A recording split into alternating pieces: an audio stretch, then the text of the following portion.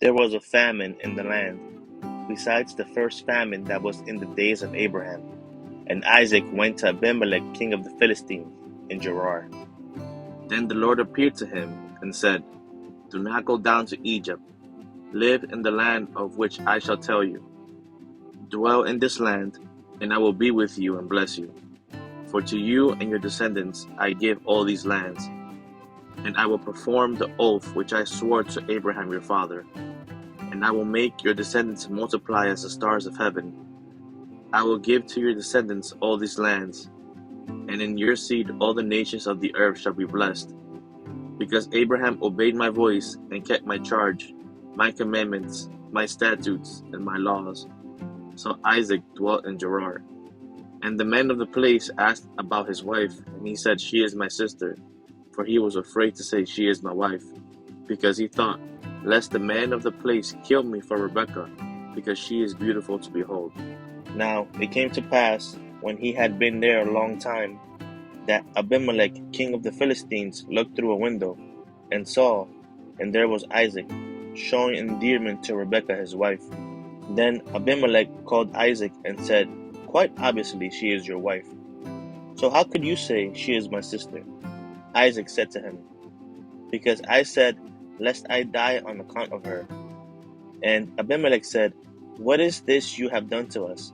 One of the people might soon have lain with your wife, and you would have brought guilt on us. So Abimelech charged all his people, saying, He who touches this man or his wife shall surely be put to death. Then Isaac sowed in that land, and reaped in the same year 100-fold, and the Lord blessed him. The man began to prosper, and continued prospering until he became very prosperous. For he had possessions of flocks, and possessions of herds, and a great number of servants. So the Philistines envied him.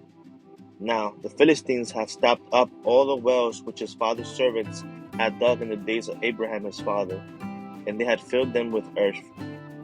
And Abimelech said to Isaac, Go away from us, for you are much mightier than we.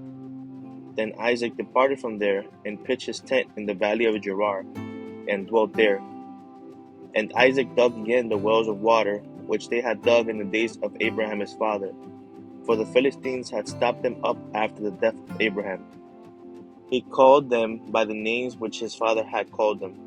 Also, Isaac's servants dug in the valley, and found a well of running water there.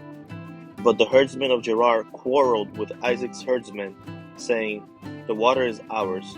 So he called the name of the well Ezek, because they quarreled with him.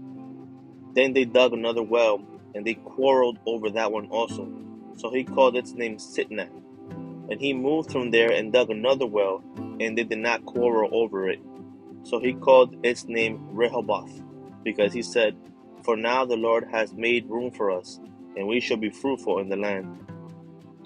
Then he went up from there to Beersheba, and the Lord appeared to him the same night and said, I am the God of your father Abraham. Do not fear, for I am with you.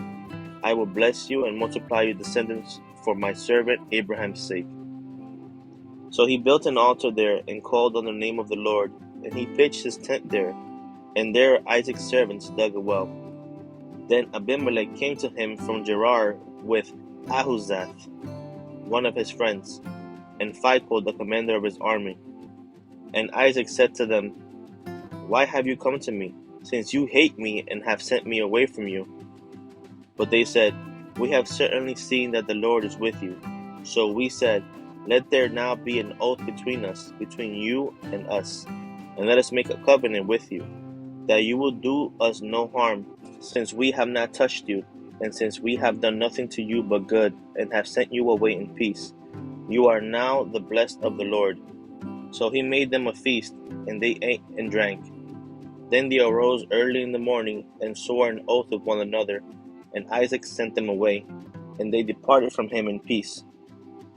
It came to pass the same day that Isaac's servants came and told him about the well which they had dug, and said to him, We have found water. So he called it Sheba. Therefore the name of the city is Beersheba to this day.